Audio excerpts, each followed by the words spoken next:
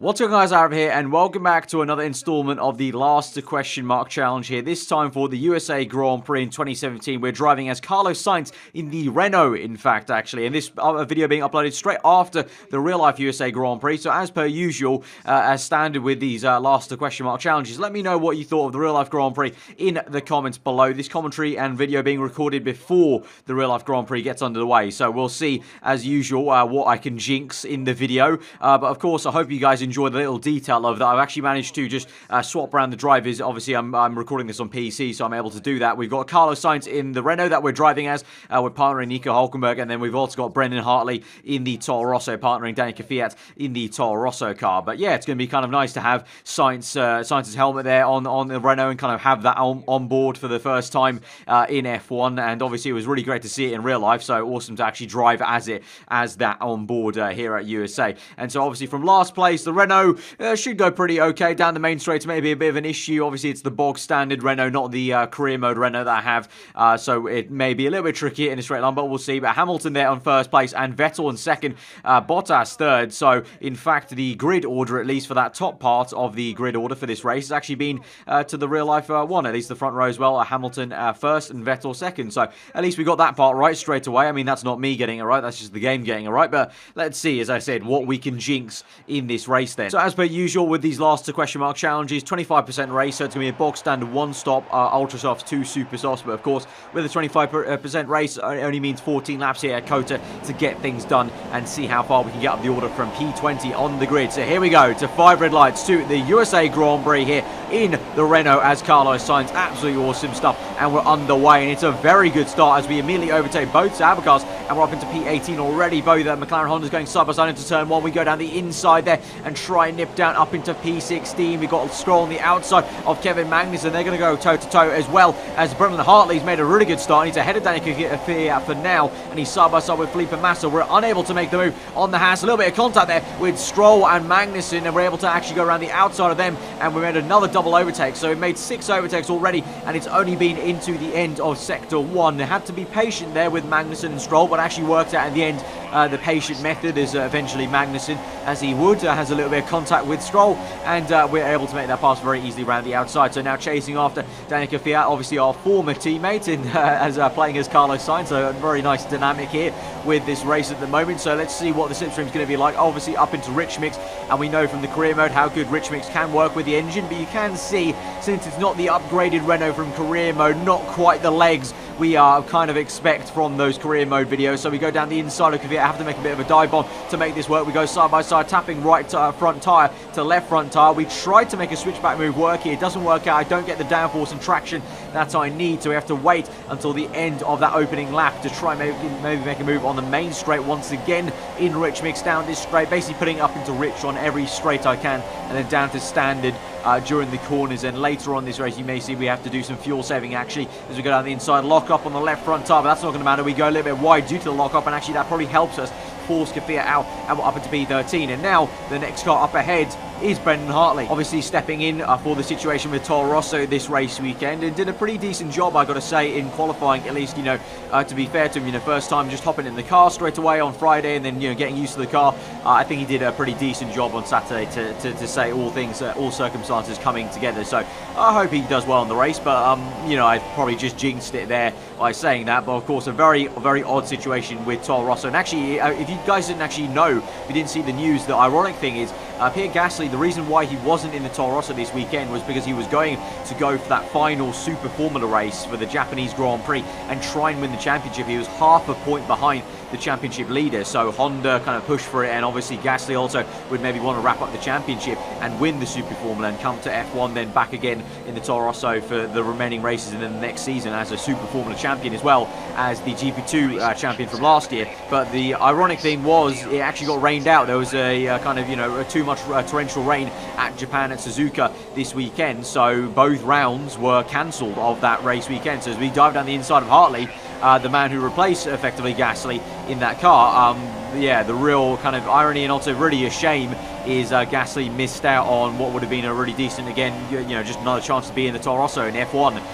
But no, he actually lost the championship to Super Formula and didn't even get to drive in the F1 weekend, so double bad for Gasly. But you saw there Lewis Hamilton out of this Grand Prix, so maybe this can be something that maybe I get right, and I predict right, but probably not. Hamilton looked absolutely on it like a car bonnet in qualifying, but you can see in the game, at least here in this challenge, this is where he retires in the S section. Then looks like just a mechanical failure, unfortunately for him, so I think he was leading the way, so I think that's kind of opened up the door for the Ferrari guys to kind of dominate this race then, with only we actually only 3 laps in. We've had actually quite a lot of action. We've up into P11, so actually we've had a very decent start, and it's been a really awesome race so far. I actually thought it was a lot further along in this race with so much action, and even more to come as we try and go down the inside of Felipe Massa. You can see up ahead a little ding-dong battle between Ocon and Hulkenberg there. Ocon managing to stay ahead of our teammate Hulkenberg as we go side by side then with Felipe Massa. We do eventually get it around the outside then as we go into the double left-hander, the very off-camber, very awkward double left-hander in the stadium section. So up into P10, so points paying position. So as I just said, it felt like the race had gone on for a lot longer than only 3 laps, and it's only been 3 laps, and we're already up into the points from last place. So very good progress there, halfway up the order. And let's see, it looks like actually that we may be on for at least a minimum I would say, what's that? That's going to be 9, 8, 7, 6 at least, maybe, if we can get past these guys. But Hulkenberg hasn't been able to get past Ocon then in a straight line, and you can see all of us now in kind of unison, having DRS and Rich Mix off one another apart from Ocon. But obviously Hulkenberg gets it off Ocon, I get it off Grosjean, Grosjean gets it off Hulkenberg, and so you can see in the straight line they're unable to close up to the Haas quite here on lap 4 as we go to the end of the back straight, trying to have a look, but lock up on the left front, and Grosjean swipes across to cover that off, so just unable to make that pass. And obviously Grosjean here at USA, not too very familiar with swiping across. I think it was Ocon's teammate Perez getting very antsy in qualifying, was it, with Grosjean on the radio. But now on to lap 5, we open the DRS and Rich Mix once again. You can see just pretty much neutralising any kind of slipstream we're getting, as Grosjean has the exact same thing, and we again have a little look to the inside, not going to work. But now as we go through the exit of turn 1,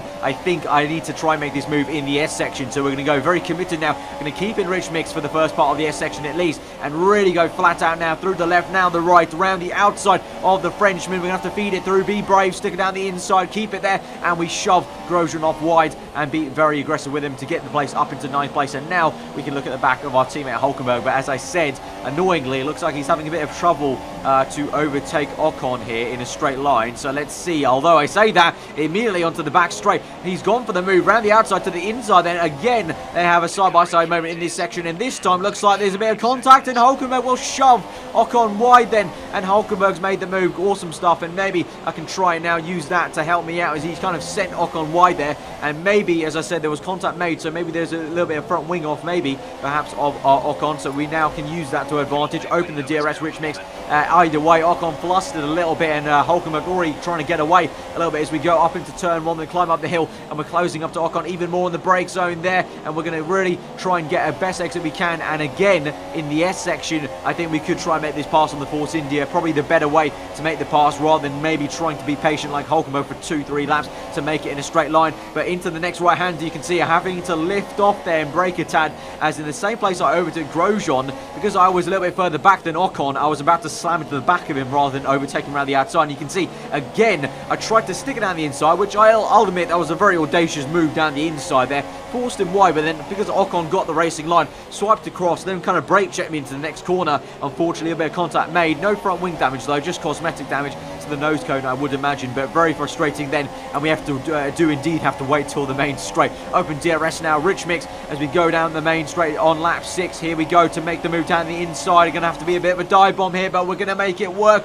A little bit of a big lockup on the left front, but we go wide on the curbing, and we've got it, and we're up into P8 now. So nice P7 and P8 for both Renault boys so far in this race, as our teammate is in. Indeed, Hulkenberg coming in. I actually wanted to come in this lap, but unfortunately Hulkenberg had track position there, so I have to struggle on for one more lap, which probably is going to hinder how much pace I have, because I don't think the overcut is really a big thing here at COTA. I think more so the undercut's going to work due to the abrasive track surface. The high tyre wear just not going to be the overcut as we come out, and we've lost time to Hulkenberg. I think you can see visually he definitely is a lot further ahead of us, so we definitely have lost time there. But now we move on to lap 9, on towards the end of lap 9, on to lap 10 actually indeed. So 4 laps to go, 5 laps to go if you include this one, and we're up in P7. But now you can see Valtteri Bottas out of this Grand Prix, so both Mercedes cars DNFing in this USA Grand Prix. So I don't know, and Kimi Räikkönen out of this Grand Prix as well. So 3 major players out of this Grand Prix, yellow flags out. I don't want to jinx anyone, but, if I could make the 2 Mercs DNF in the real-life USA Grand Prix, that'd be pretty amazing. But obviously, it's already happened, so you guys can let me know if I have done that or not. You can see this is why Bottas actually went out. It was due to Räikkönen. Bottas, for some reason, Bottas doesn't have an issue here, I don't think. Or I think they retired at the same time. Bottas has a mechanical failure at the same time as Räikkönen has an engine failure. And Räikkönen actually continues on and kind of wobbles on and limps home into the S section to then eventually retire. And actually something we completely missed. This wasn't a DNF, but very peculiar things happened for Daniel Ricciardo, sparking away very violently. Absolutely amazing scenes on the F1 game. I've not seen that many sparks happen on the F1 game so far. But Ricciardo with a right rear puncher, and that doesn't send him into a DNF, just brings him down the order. So we get a free position there, of course. But yeah, very peculiar there. So 4 people jinxed in this race: Hamilton, Räikkönen, Bottas and Ricciardo. So by that calculation, the real-life Grand Prix should be all about Vettel v Verstappen maybe for the podium, and then maybe a shock kind of Force India or something like that. Or maybe it would be quite crazy to see maybe Carlos Sainz on his debut get a podium, but I highly doubt it, let's be fair. But now we are fighting Nico Hülkenberg now on lap 13 with only 2 laps to go. You can see, just like with Perez, with Ocon I should say, sorry, we're getting held up in the S section there, getting brake checked by our teammate now, as we now send it down the inside to maybe overtake dive bomb central here. We make a bit of contact on the front right tyre, and we go side by side, toe to toe. Hand banger goes up in the cockpit as Hülkenberg forces us wide, and we're unable to make that pass. But now we've got the switchback move, and we've got a much better line and momentum into the next corner, making the Fernando Alonso-esque move like he did on Felipe Massa back in the, I want to say 2015 Grand Prix, if my memory serves me correct, or it might have been 2016 Grand Prix actually. I think it might have been 2016, my bad. As we now go around the outside of Hülkenberg as he sent it down the inside, and again we go toe to toe in the 3rd sector in the stadium section, but this time we're on the inside. We're going to have to try and squeeze him out if we can, and we have done so. Shut the door, slam the door on him on the last lap there, and we're going to hold it for P4 in this Grand Prix. So P20 to P4 on Carlos Sainz's debut in the Renault. I think we've done this challenge some very good justice, and we've done Carlos Sainz some decent justice. But guys, if you have enjoyed that video, then smash that like button. Let me know what you thought in the comments below of the race, both senses, the game that you just witnessed and also the real life Grand Prix. But it's Sebastian Vettel in this one that takes the win from Max Verstappen in 2nd place, and then Sergio Perez in 3rd. So like I said, that's going to be the podium for the game. I've jinxed 4 people. I don't know if that's going to be the case in real life. You guys can let me know, but I think I've done some definitely big justice to Carlos Sainz in the Renault. Let me know if you guys enjoyed also seeing this little mod with Sainz in the Renault. I really like that combo. His yellow helmet now, he's changed the top of his stripes. The 55 is now in yellow rather than red, and it works really well. And his helmet design, his new one, complements the Renault very, very well. So enjoying that, and here's hoping I'm not jinxing his performance. I really hope he can have a good debut in USA. But anyway, guys, again, if you did enjoy it, hit that like button. Let me know what you thought in the comments below. And do get subscribed for weekly Formula 1 content. I've been over. Hope you enjoy the rest of your day, and I'll see you guys next time. Goodbye.